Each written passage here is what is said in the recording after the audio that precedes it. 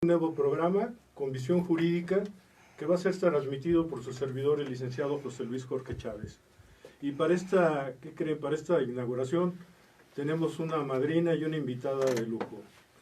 La doctora colombiana Laura Alejandra Londoño Jaramillo, con una trayectoria internacional, aparte de ser reconocida en su país, en México, ya la adoptamos, y nos pueden decir esa situación, porque vamos a ir a adoptarla, porque más que ella se haya nacionalizado, nosotros ya la hacíamos como mexicana, ya la queríamos tener aquí y estamos orgullosos de que también participe como tal y esté impulsando nuestro nuevo sistema procesal penal.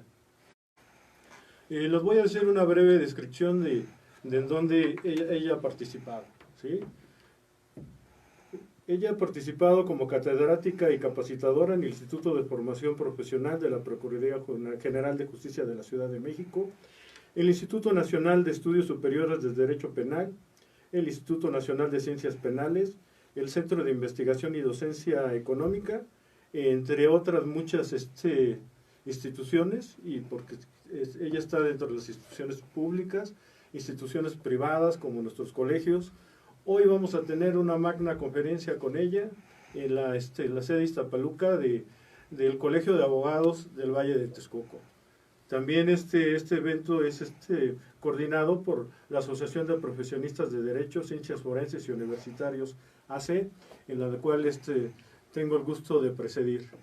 Sin más, pues ya ahora sí que lo importante es, vamos a empezar directamente con la doctora, y la primera pregunta sería, el gran tema de hoy, vamos a interrogatorios, contrainterrogatorios, que realmente es con lo que vemos que los abogados estamos sufriendo en las audiencias, porque podemos, ahí se nos cae la teoría del caso que tenemos, porque al momento de que presentamos a nuestros testigos y nos objetan y no sabemos manejar si es el momento de abiertas, cerradas, son sugestivas, impertinentes, X. Pero eso nos va a hacer favor de platicarlo la doctora. Le voy a ceder el micrófono para que nos diga qué nos falta. José Luis, lo primero, muchísimas gracias por la invitación tan cordial y por supuesto extiendo esa gratitud al evento que vas a realizar o que has generado para el día de hoy, donde voy a tener la oportunidad de participar como ponente. Y pues en efecto, el tema de hoy es interrogatorio y contrainterrogatorio de testigos y de peritos. Es un tema demasiado importante, lo mencionabas, el poder sostener y colocar en escena la teoría del caso. Mucha gente dice, bueno, pero ¿qué es la teoría del caso? Es una herramienta metodológica donde le vas a contar la historia al juez, pero obviamente debemos generar una argumentación sólida, persuasiva, pero ello no lo vamos nosotros a lograr si no tenemos una prueba preparada, pero adicionalmente si no llegamos al juicio y la producimos de una manera eficaz. Y producir una prueba de manera eficaz es realizar los interrogatorios, los contrainterrogatorios del testigo de la contraparte, y a nuestros testigos prepararlos también para que no resulten aplastados literalmente frente al contrainterrogatorio de la parte adversa, de nuestro abogado, del abogado adversario. Entonces se tiene que acudir a unas técnicas. El Código Nacional tiene algunas escasas reglas, lamentablemente no tantas, en una tipología de preguntas permitida y una tipología de preguntas susceptible de objeción. Pero como quiera, pues hay algunos estándares internacionales en tipología de preguntas que son viables y que además no son viables. Entonces sobre eso nos tenemos que capacitar muy bien, trabajar y obviamente seguirnos formando cotidianamente, tener una lectura de bibliografía nacional y extranjera e ir depurando esta información. Qué importante, ¿no? Hago énfasis en esa parte de que el código es muy escaso entre toda la cantidad de técnicas que puede haber en un interrogatorio y contrainterrogatorio. A veces tendremos que apoyarnos precisamente en países o que ya tienen implementado este sistema. Por eso también lo interesante y lo importante de tenerte aquí, porque tú en tu país, que ya eres un especialista, nos vienes a dar una visión refrescante, ¿sí? No tan limitada, y nos amplías ese panorama de lo que podemos nosotros conocer, ¿no? Y llevarlo ahí a la audiencia. Muchas gracias. ¿Sí? Porque finalmente el procedimiento de cada país tiene unos rigores específicos, ¿no? Pero la teoría general del proceso tiene ciertos estándares. Ahora bien, en lo que tiene que ver con la técnica, en su momento Colombia aprendió de Chile. Y a su vez, pues Chile también tomó algunas cuestiones de Norteamérica y del sistema anglosajón en lo que tiene que ver con técnicas, habilidades y destrezas de litigación. Y pues si bien es cierto cada país tiene una determinada realidad procesal, no es menos cierto que en lo que es técnicas, habilidades y destrezas de litigación hay algunos estándares internacionales y específicamente la producción de la prueba observa mucho ese dinamismo, esa agilidad con la que Estados Unidos y en general el sistema anglosajón produce una prueba dinámica y viva en lo que tiene que ver con el interrogatorio cruzado. Interrogatorio, contrainterrogatorio, el redirecto o reexamen y el recontrainterrogatorio. Obviamente, insisto, la parte sustantiva del procedimiento de cada país, en eso soy muy respetuosa y para dar las clases que doy he aprendido el sistema y obviamente me responsabilizo de los contenidos conforme a lo local. Pero en técnicas, habilidades y destrezas hay algunos estándares a nivel internacional y creo que nuestros países precisamente buscan acudir a ese esquema unificado para lograr una muy buena litigación. Qué importante, como tú lo dices, adaptarse, ¿no? Porque por ahí andamos a uno, está en ese boom de querer aprender y decimos, no, el sistema anglosajón, ¿no? Y el sistema de Estados Unidos. Inclusive para el público que nos está escuchando, algunos en el sistema confunden el sistema procesal penal que nosotros tenemos con el sistema procesal que llevan en Norteamérica, donde el jurado cambia, ¿no? Y las situaciones de alguna forma también cambian. Ahora, en eso que también sé que eres experta, quisiera que nos hablaras de la presencia del abogado ya en el litigio, ¿no? Las expresiones las posturas que tenemos que tomar, cómo nos tenemos que manejar, que mucho de esto también pues es la práctica, ¿no? Estamos en una situación que es adversarial y tenemos ahí del otro lado un oponente en el buen sentido de la palabra jurídica y a veces caemos en errores que manifestamos no defendemos bien nuestras teorías o nuestras posturas porque no sabemos tener esa presencia, porque el sistema no nos tenía acostumbrados a estar en esta situación de oralidad. Estábamos atrás en los papeles, ¿no? Y ahorita ya nos sacan de todos esos papeles. Nos sacan de todos los formatos. Hasta los abogados más, digamos, con más experiencia, con este cambio, dicen, esto les mueve el piso, ¿no? ¿Qué nos puedes comentar acerca de eso? Este es un sistema de acciones y de reacciones en el que no nos podemos dar el lujo de llegar a hipnotizar, literalmente hablando, o dormir a los jueces. José Luis, es una falta de respeto. Tengo amigos jueces, los he tenido alumnos, hay unos que son excelentes y me lo dicen, Laura, lo que necesitamos es información eficaz de los abogados. No necesitamos un alegato de apertura de media hora. Un alegato de apertura de 5, 10, máximo 15 minutos, simplemente donde señalamos un brevario de lo que se va a generar probatoriamente en esa fase del debate, en esa fase intermedia, donde llegamos los abogados a generar en el interrogatorio simplemente una verificación de afirmaciones y de negaciones en la teoría del caso de una manera muy contundente. Eso es lo que nosotros buscamos. Es un sistema en el que tenemos que estar despiertos para impactar al juez, mantener al juez despierto, pero además, ¿por qué tenemos que estar despiertos, José Luis? Pareciera muy simple. Es porque si mi contraparte dice algo que para mí es adverso, yo tengo que estar en capacidad de ser reactiva para efectos de generar una réplica en tiempo. Y no que el juez me diga, bueno, abogada, hágase cargo. Y Dios mío, pues qué oso que yo no pueda reaccionar. Imagínate por un momento, el abogado de la contraparte ofrece un medio de prueba en la etapa intermedia y me dicen a mí, solicite la exclusión y resulta que le dan el uso de la voz a mi contraparte para que se haga cargo y defiende ese medio de prueba y resulta que defiende el medio de prueba que no es, habla de otro medio de prueba, habla de otro testimonial o lo defiende por una razón diferente. Entonces, en este sistema tenemos que estar atentos, concentrados y escuchar muy bien las indicaciones del juez y la contraparte, los ataques de la contraparte. Tenemos que hacernos cargo de los ataques de la contraparte. Ese punto especial, ¿no? Dices, atentos, porque yo he visto audiencias en donde de cualquiera de los dos lados se carga hacia el MP o hacia el lado del abogado defensor, que al momento de estar con los interrogatorios, dejas pasar ese momento porque dices, objeción, ya está contestando, o sea, ya está contestando el testigo, ya no procede. Imagínate uno 3 días después decir, si hubiera objetado no lo hubieran absuelto, si es Sí, el Ministerio Público. exacto. Si es el abogado de la defensa, si hubiera objetado no habrían condenado a mi cliente. Y yo lo he visto que así sucesivamente, cada pregunta, resulta que cuando que es impertinente, pero por la tardanza de tener esa habilidad y ese momento para poder intervenir, el juez dice no, no, no, no, no, y al final el MP o la otra parte se queda nada más viendo porque llevabas quizá una muy buena teoría del caso, llevabas un buen testigo para reforzar eso, y se vio por una técnica deficiente en tan especial que resulta lo que es manejar este sistema. No creas esa convicción, ¿no?, en su señoría como debe de ser.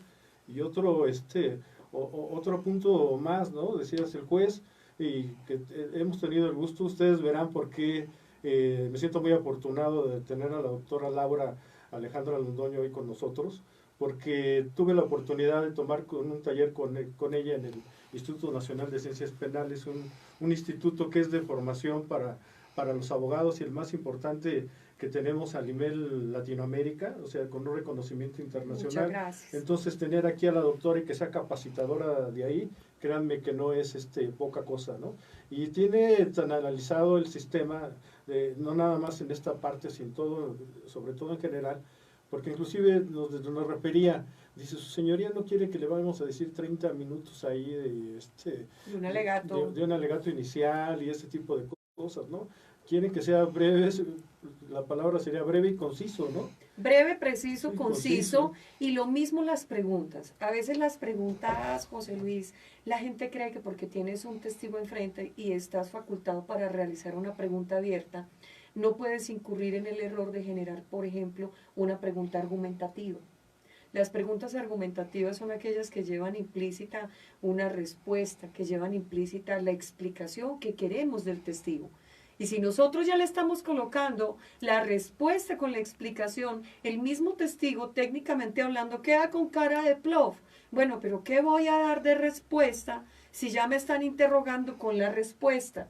Así la pregunta sea abierta, en el interrogatorio directo es muy importante entender que se busca del testigo explicaciones, declaraciones, descripciones y narraciones abiertas, libres y espontáneas. Pero son preguntas direccionadas hacia un solo evento, hecho, acontecimiento, tema o subtema, un solo punto. Y el hecho de que sean preguntas abiertas no quiere decir que no sean preguntas precisas. Ahora ni me digas las preguntas sugestivas del contrainterrogatorio, son aún preguntas más breves, precisas y cortas. Entonces tenemos que aprender a ser muy breves. Yo le digo a mis alumnos, chicos, nos pasa a todos los latinos, que nos dicen que resumamos 10 páginas y yo no sé cómo, salen 100. Es impresionante. En vez de tener la capacidad de la brevedad, tenemos la capacidad de la extensión. Yo creo que eso nos pasa a todos los latinos y tenemos que aprender en este sistema a ser breves. Doctora, yo sé que aparte de sus capacitaciones internacionales, aquí en la República Mexicana, pues traes una agenda muy saturada. De hecho, siempre agradeciendo que hiciste ese espacio para estar con nosotros aquí, porque, bueno, precisamente el día de hoy, ¿no?, sales y vuelvas a otro estado y siempre andamos por ahí. Pero lo importante de eso es quiero que me digas cuál es tu percepción, qué nos falta y cómo evalúas que estamos en este manejo específicamente, no del sistema, pero sí de esta parte ahorita de lo que es estas técnicas de interrogatorio. Bueno, debo comentarte, yo llevo incluso cumplido 7 años en la República, el lunes 19 de noviembre, que me siento muy emocionada, venía por un año, ahora 7, y en esos 7 años he tenido la oportunidad de ir migrando al sistema. Yo misma digo migrando porque no era lo mismo dar una clase hace 7 años que hace 5, que hace 4, 3, 2. Encuentro que la gente realmente le está entrando y le está entrando fuerte al sistema. Cosa que me gusta mucho. ¿Y sabes cómo lo percibo? Porque el esfuerzo que tengo que generar yo misma para mis clases es cada vez mayor. Lo que quiere decir que la profundidad en la asimilación del sistema hay un compromiso. Hay un compromiso de todos los operadores, jueces, abogados de la defensa, ministerios públicos y asesores jurídicos. Obviamente es un proceso en construcción, porque así como hay gente que viene del sistema anterior, que le entraron a hace unos años, Hay gente que apenas está ingresando como operadores. Chicos universitarios que apenas están empezando a ser defensores, personas que apenas están ingresando a la defensoría, personas que apenas están ingresando a ser ministerios públicos o fiscales. Entonces, obviamente, el proceso continúa, ¿no? Seguimos en esa construcción. Creo que necesitamos, obviamente, comprometernos más, pero creo que hay un trabajo muy interesante y en lo que tiene que ver con técnicas, habilidades y destrezas, me sorprende. Yo litigo, además de capacitar, y me encuentro muy buenas contrapartes que me ponen en serios aprietos. Ministerios públicos, fiscales, los quiero mucho a todos los que me encuentro por toda la República en las audiencias, porque me ponen a leer esas carpetas y a buscar por dónde, y la verdad muy bien. Y los felicito. Creo que es un trabajo de construcción, pero en eso estamos todos. Este programa, aparte de, bueno, es con visión jurídica, que el enfoque es para los estudiantes de Derecho, para los abogados postulantes, todos los interesados, pero tenemos también mucho público que está interesado y es un público que digamos que no tiene mucha experiencia en estas situaciones del sistema, pero les resulta interesante. Yo sé que no es breve el tiempo, pero si nos pudieras dar una pequeña introducción de cómo son las situaciones de las técnicas de interrogatorio y contrainterrogatorio, cuando empieza con una abiertas, cuando es el abogado defensor, cuando es la parte que contrarroga, cómo son, un poquito de eso que es muy interesante, algunas que es subjetiva, que es impertinente, ¿no? Que yo lo estoy diciendo así, pero bueno, al experto eres tú. Hacerlo un poco más práctico.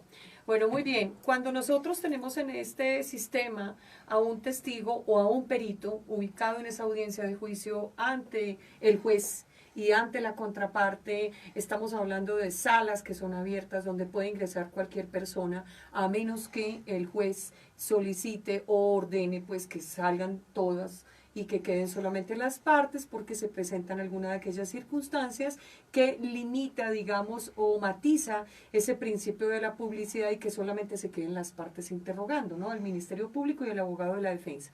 Se tiene al testigo ubicado en un lugar estratégico de la sala de audiencia o al perito. Lo importante es que, obviamente, y me gusta mucho cuando la ubicación es diagonal, porque queda a la vista del juez, queda a la vista de las partes.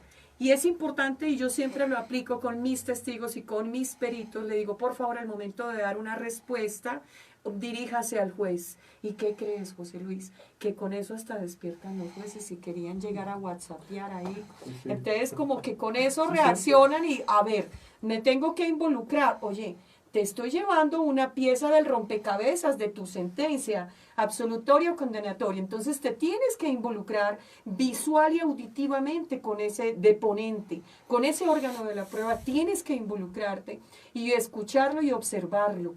Y a veces, ¿qué crees? Que hay inconsistencias entre lo que escuchas y lo que observas. Yo le digo a mis alumnos, soy muy gráfica, ningún juez te va a poner en la sentencia, lloró 2 lágrimas por el ojo derecho, lloró 3 lágrimas por el ojo izquierdo. Creo que es muy nervioso porque cruzó la pierna como 15 veces en 10 minutos que estuvo ahí sentado. Pero créeme que es un contexto de psicología judicial que se asimila precisamente de ese análisis integral del lenguaje verbal y corporal. Entonces, de eso nos tenemos que ocupar los abogados en los extremos de preparar a nuestro testigo, para que llegue lo más tranquilo. Todos quisiéramos tener el testigo perfecto, todos quisiéramos tener un testigo que no hable mucho porque yo digo de dónde se desenchufan, dónde tiene el switching, porque es que habla demasiado y la puede regar. O, ¿de dónde hago que este testigo hable? Parece que toca sacarle todo como con gancho. ¿Qué hago? Yo necesito que el señor diga a qué hora llegó, a qué hora se fue, quiénes llegaron. Y resulta que eso también depende mucho de la preparación. Entonces, esto es un mensaje para todos los colegas, para que al momento de saber que vamos a ir al juicio, no nos conformemos con el auto de apertura a juicio.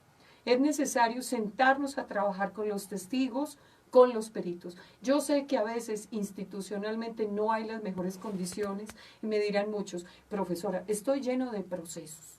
Tengo la agenda de litigación impresionante, audiencias todos los días, pero hasta donde podamos es importante es importante, antes de ir a la audiencia, explicarle a nuestros testigos, mira, yo te voy a realizar preguntas abiertas, que es donde tú vas a explicar lo que sabes y lo que te consta.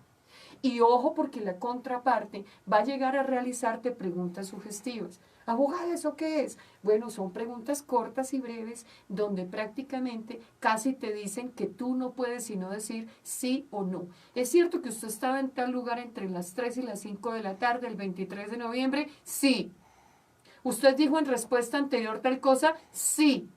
Esas son las preguntas sugestivas. Eso hay que decírselo al testigo, porque perdemos nuestra teoría del caso donde no preparemos a estos órganos de prueba.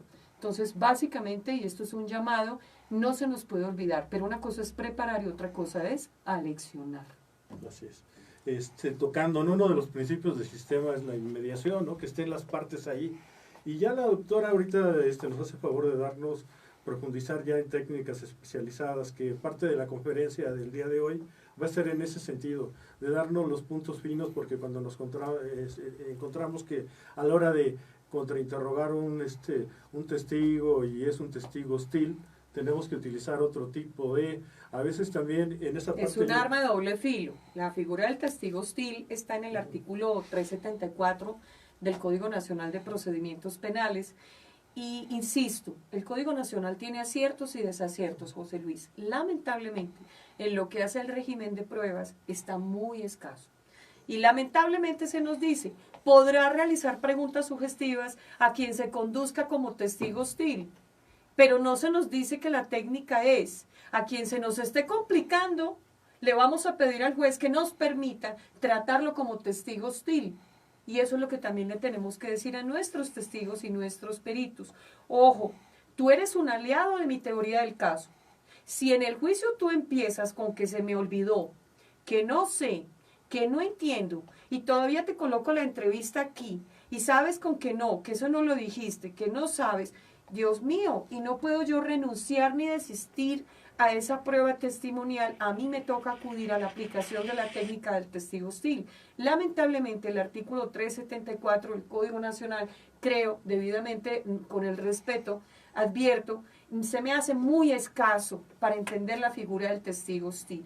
Insisto, creo que el régimen de pruebas legislados, ese Código Nacional en esa parte del régimen de pruebas debería mejorarse, ampliarse un poco para entender, entre otras cosas, esa figura del testigo hostil. Y no olvidemos que es un ser humano el que está ahí enfrente. Imagínense por un momento que puede ser un primer respondiente para el Ministerio Público y es un testigo fundamental para la teoría del caso del Ministerio Público, para el manejo del lugar de los hechos, para el manejo de la cadena de custodia, para las entrevistas, para las primeras actuaciones, actos preparativos o de investigación. Acababa de ocurrir el evento. Y resulta que el Ministerio Público no tuvo tiempo de decirle, por ejemplo, al primer respondiente, al primer respondiente, qué era la figura del testigo hostil. Y que resulte que él viene cansado de un turno. Imagínate, es hostil, así no quiera ser hostil. Entonces es un ser humano. Hay que tener esto presente, no podemos olvidar que son aliados de nuestra teoría del caso y la figura del testigo hostil es excepcional, excepcional. Sí, otro punto aquí, a veces la calidad del testigo recae en las víctimas, ¿no? Y a veces es un trato pues, que tenemos que llevar de manera muy especial. Yo, no sé, veo la figura de una víctima de violación o en una situación también que puede estar menores de edad, ¿no? Las técnicas yo creo que tendrían que son todavía la parte especializada. Es una parte mucho más técnica, pero adicional a ello hay aplicación de protocolos. No es lo mismo la víctima en un feminicidio que la víctima de un secuestro. Entonces el abordaje, por ejemplo, científico y técnico de una entrevista es diferente. Pero adicionalmente a eso que habla de los contenidos, es el tema de la legalidad de esas diligencias. ¿En qué condiciones se entrevista a una víctima menor de edad, a una víctima adulta? Y no es lo mismo un tipo penal que otro. Luego entonces el grado de afectación conforme al bien jurídico tutelado también cambia. Y entonces son seres humanos con un impacto en su psiquis diferente. Y no es lo mismo abordar entonces a un testigo, una testigo sobreviviente, por ejemplo, de un feminicidio, que a un testigo menor de edad, por ejemplo, en un tema, una víctima, por ejemplo, en un tema de secuestro menor de edad. Es decir, tenemos que no perder de vista las circunstancias particulares y esa doble condición cuando concurre víctima y testigo. No es lo mismo la persona que ve los hechos a la persona que además de verlos, resiente los hechos.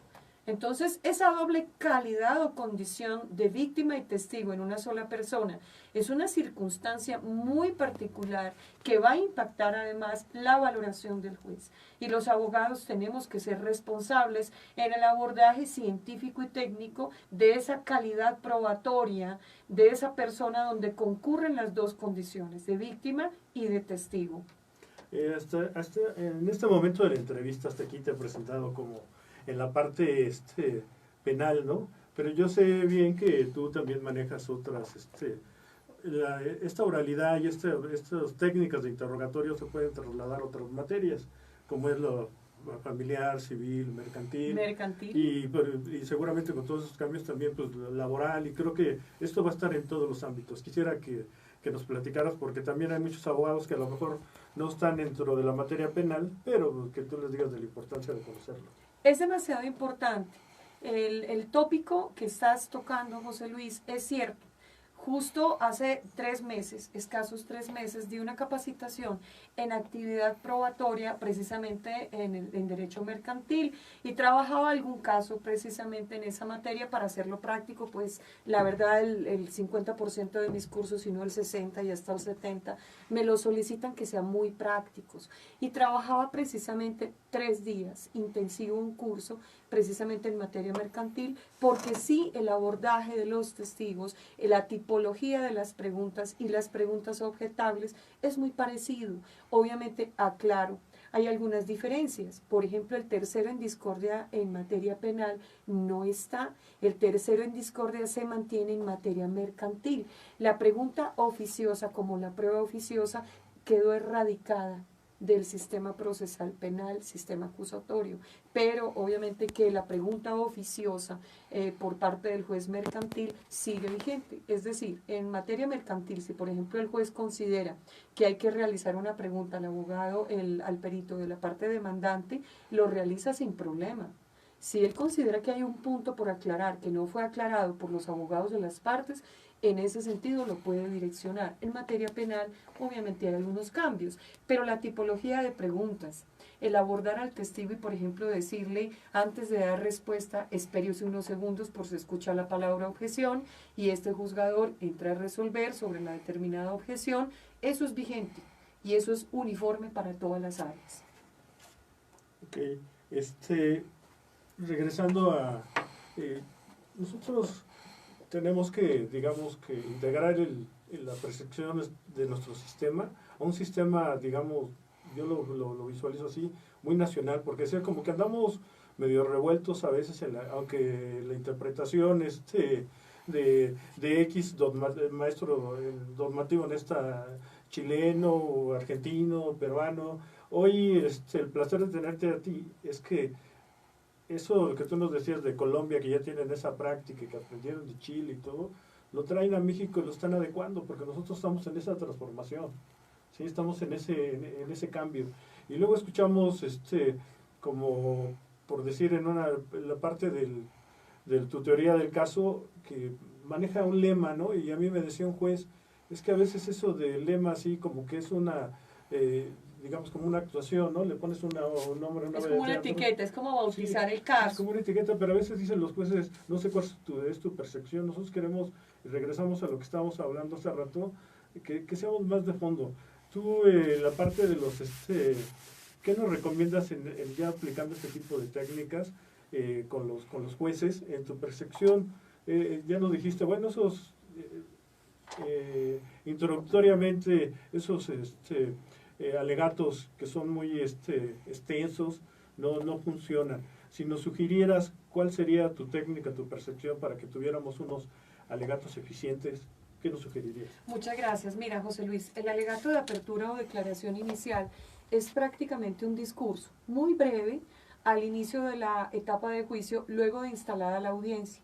Instalada la audiencia o la instalación de la audiencia, el juez verifica la presencia de las partes y hace una breve reseña fáctica de lo que será materia de juzgamiento. Ahí viene obviamente el uso de la voz o de la palabra para cada uno de los abogados y es el momento en el que vamos nosotros a fijar fácticamente en 5, 10, máximo 15 minutos, creería yo que más es una pérdida de tiempo y es enredar las cosas. Creo que el juez necesita simplemente una pequeña introducción de lo que cada uno va a hacer probatoriamente. De hecho, el alegato de apertura o declaración inicial es un compromiso de carácter probatorio.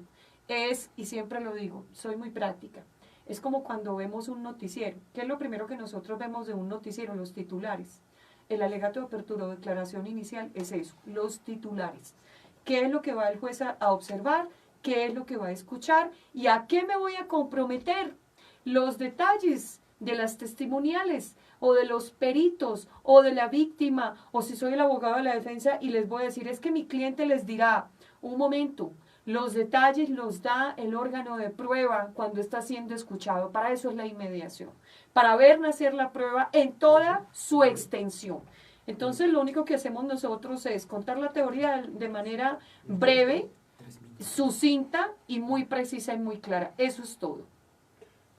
Doctora, este programa también parte de lo que te decimos que somos una asociación, hay colegios de abogados, barras, y parte de nuestra responsabilidad es preparar a los futuros abogados con este tipo de conferencias, con este tipo de presentaciones que organizamos. Yo quisiera que tú nos enviaras un mensaje y nos dijeras, queremos despertar esa motivación en cada uno de los estudiantes para que se acerquen, porque yo les digo, las universidades cumplen con el compromiso de darte una capacitación, pero es muy dogmática, ¿no? Es así muy en libros, ¿no? Pero tú bien sabes que la práctica es otra situación, ¿no? ¿Por qué acercarse a tener ese tipo de talleres o ese tipo de conversatorios de la práctica forense?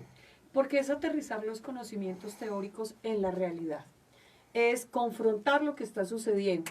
Es más, el salir de cada una de las audiencias nos aterriza en cuestiones procesales. Y el asumir, por ejemplo, ir a cursos, talleres, ponencias, es definitivamente el ejercicio de una clínica forense obligatoria.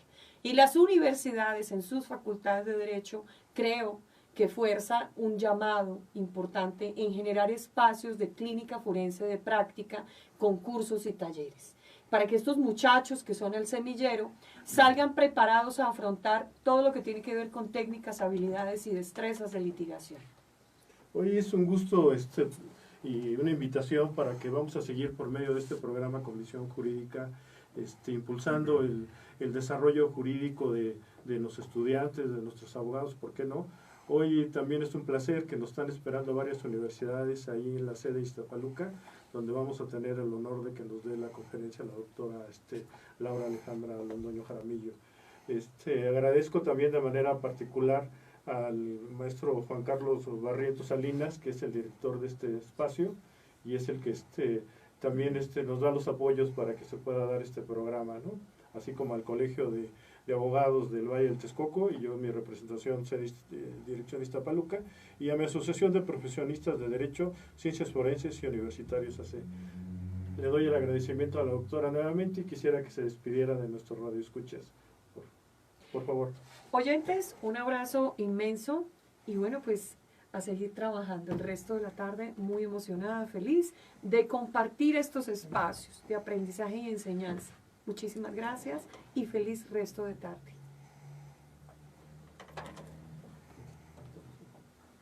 Excelente, pues fue